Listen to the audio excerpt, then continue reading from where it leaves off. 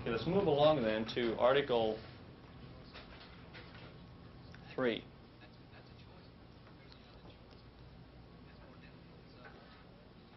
If I am captured, I will continue to resist by all means available. I will make every effort to escape and aid others to escape. Okay, now I mentioned earlier that there is part of the Geneva Conventions of 1949 that applies to AMED personnel that is very important, and now would be a good time to insert it.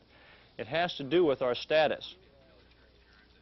If you as a doctor, physician, dentist, I'm sorry the veterinarian officers and enlisted personnel don't qualify for this, but if you are in this kind of situation and are captured, you are protected by a status that is known as retained status, R-E-T-A-I-N-E-D.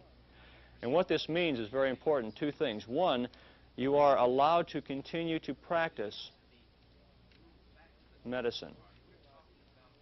You are supposed to be allowed to continue to perform the mission for which you were trained, and that is helping people who are sick and wounded. And the second thing is that as soon as your services are no longer required, then you are supposed to be released back to friendly forces. Okay, that's very important. So the exception here is that because of this retained status, you are not allowed to effect an escape attempt because of the fact that you are allowed to treat patients. Now, the question always comes up, what happens if I'm not being treated as a POW? Okay, there was one physician during the Vietnam War that spent 5 years in a North Vietnamese POW camp. He was treated as a POW. He was not allowed to treat patients. Obviously, the Geneva Convention was not being followed. We could get into this. We could discuss that for hours, couldn't we? What kind of status do you find yourself in? If the enemy is treating you as a POW, then your actions might be looked on a little bit differently. Okay? We still have the requirement here as AMED personnel to act as retained persons. But this is something that is going to be an individual type thing if you ever find yourself in that situation. And obviously the last part, I will accept neither parole nor special favors from the enemy, means that we are not allowed to accept anything favor-wise that would give us a better position than our comrades who find themselves in the same situation. This happened a great deal in North Korean POW camps, unfortunately, because of the fact that people did not have the self-discipline to act properly. The North Koreans were able, by psychological indoctrination, to induce them to do things for them, to act as plants within squads to give information to the enemy. And this is one of the reasons why escape attempts were not possible, because there was a plant in each little group of men. These things happen, unfortunately, and it is because of the lack of training and proper discipline that they came about. Any questions or comments? Yes, sir. By carrying a weapon and engaging in active defensive maneuvers, haven't you given up your status to some extent? Okay, good question. Major McGuire's question was, by carrying a weapon and being involved in defensive maneuvers, do you give up this right here? Under the Geneva Convention, as long as you are involved in defensive measures with either, and the defensive weapons, M16 rifles and 45s are classified as defensive weapons, trying to protect yourself, your patient, or your medical treatment facility, if you're captured while in a defensive position, you are still retained personnel. And you fall under that Geneva Convention article there. If, as I mentioned earlier, you effect a breakout and in an offensive situation and get captured after that, then you are not protected by that article. In other words, if you're captured, you're a POW. You still wear the Red Cross? After you, while in a retained status? In that particular situation that we're talking about, where you're actually engaged in an active defensive maneuver. Do you still wear the Red Cross? Yes. And of course, the tactical commander A lot of times it depends on the situation whereby, under the Geneva Convention, of course, we are supposed to display the Red Cross on all buildings and on personnel who are treating patients so that they can be protected under the Geneva Convention. And the commander, under no circumstances, can ask you to engage in an active offensive situation. He can't call on your medical troops. The tactical commander, he is not supposed to ask you to become involved in that unless, of course, it's that type of situation where you have to defend yourself. But you can refuse him otherwise. Well, that gets into a tricky area there. You know, I know the answer. It depends on the situation. Does not answer your question. But as many situations as we came up with, we would have as many answers on that point. And if you'd like to see me after class, we can go into a few of these and hash them out. I'd be happy to. Yes, sir. You're mentioning part of the potential for survival in any kind of a confined situation is a belief, you know, be it in God, but isn't also part of it isn't a realistic expectation of what one can expect? For instance, as medical personnel, we're supposed to have this retained status. But when in actuality, for all intents and purposes, this doesn't exist under this current mode of warfare that we're experiencing throughout the world. Now, you think that we are doing ourselves a disservice by telling ourselves that we are going to have these privileges when in fact they probably won't be offered to us? Are we doing ourselves a disservice? I think we would be from the standpoint if people are not trained in knowing what to expect. One of the studies that was done after the Korean conflict showed that the main reason that people had so much trouble in handling the situation was because of their ignorance of what to expect in a prisoner of war situation. Now, depending on what kind of conflict we got into and whether the country that we were fighting was a signer of the Geneva Convention would probably and possibly change the situation. Do you think the Geneva Conventions, as they are used now, are in fact a viable document, knowing the probable adversaries you're facing with? I feel it is if, you know, we as a country, we honor it. Okay. Now, the problem is if you're fighting somebody who does not honor it. And in that situation, I don't know if I'm getting across what you're asking, but it is the best document that we have at the present time that countries have signed as an official act, and that therefore they are bound legally and morally to following it. If they don't, we get into another area here of international relations that I am not prepared to comment on. So, from that standpoint, we have to have laws that we can commit ourselves to both in peacetime and wartime, or we turn into an uncivilized society. And that's about all I can comment on that right now. Okay, let's move along to Article 4. It's a long one, if you just go ahead and read that quickly there. Can you see a point here that we would consider an exception? And this goes back to our retained status now. Goes back to our retained status. We are not officially POWs. Command situation, good.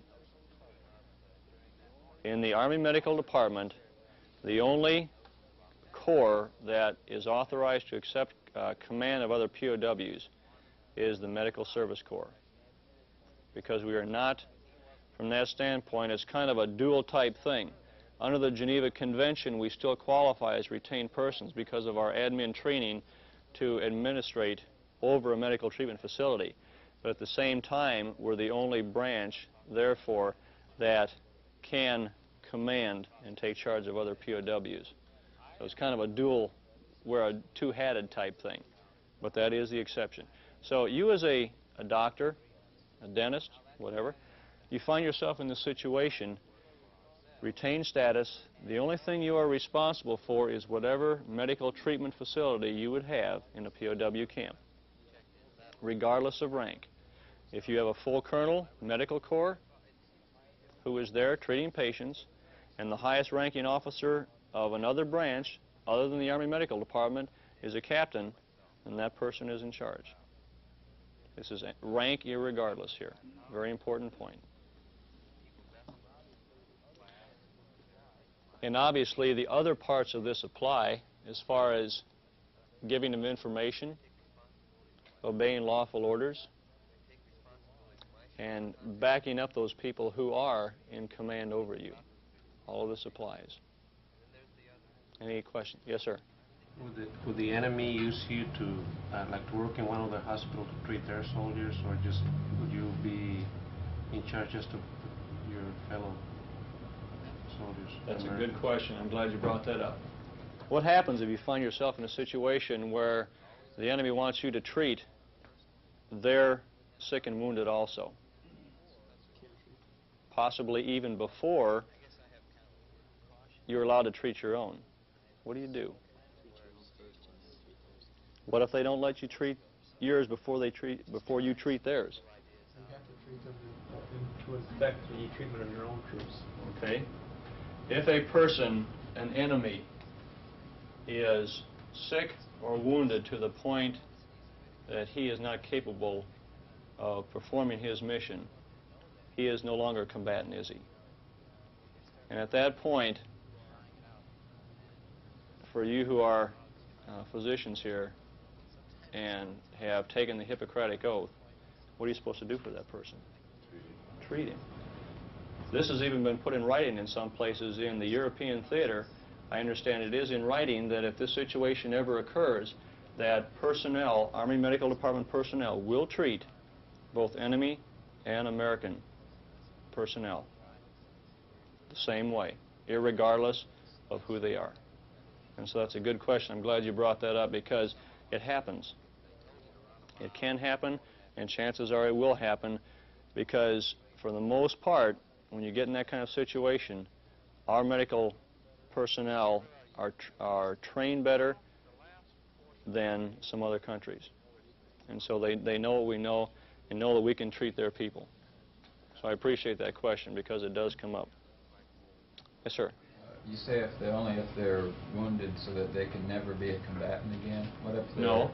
No, so once a person becomes a non-combatant because of illness or injury, okay, he is to be treated on the same footing as anybody else who is sick and wounded. He is in need of medical care. Okay, so even if he knew that what you did would enable him to fight again, say, in a week? That's right. Exactly right. Seems like they would always have something for you to do, and they wouldn't return you to, you know, like... That's always a possibility we have to look at, don't we? That they would not, that they would have so much for a person to do that they would not return them. That is always a possibility we have to face. Because realizing that there are not that many medical department personnel that far forward that the chances are that great of capture, that, you know, would you ever find yourself in an excess position? Probably not, possibly not. But it is a possibility. Anything else on that? Article 5, I think, is probably the most familiar from the standpoint of the Geneva Convention articles. And it was written into the Code of Conduct to reiterate our responsibility as far as what information we give the enemy to effect positive identification. Name, rank, service number, and date of birth. Okay, now, just a couple of quick changes on this that have already taken place. If on your handout you will cross out the word bound and put required, I am bound to give, the word has been changed to required, and the word only has been stricken. So now it reads, I am required to give name, rank, service number, and date of birth. And the exception here is, obviously, that if you have a patient or patients there that are in need of more medical care, more definitive care than you can give, then you have the responsibility to give any information based on that patient's condition to the appropriate camp authorities. Somebody needs a transfusion, an operation, medication that you don't have, obviously they need to know about that patient's condition. Has anyone here read Commander Bucher's book, My Story?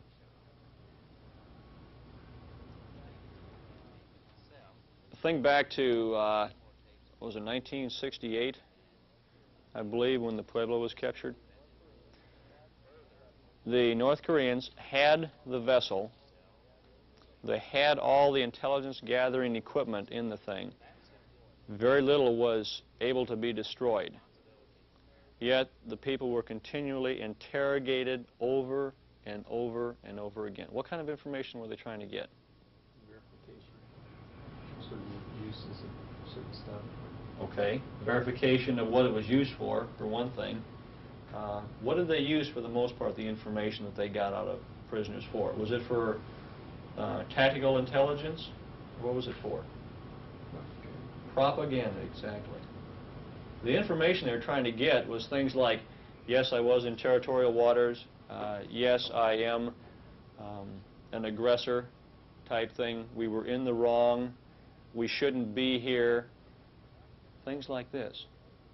Not anything having to do with tactical intelligence, but rather for propaganda purposes.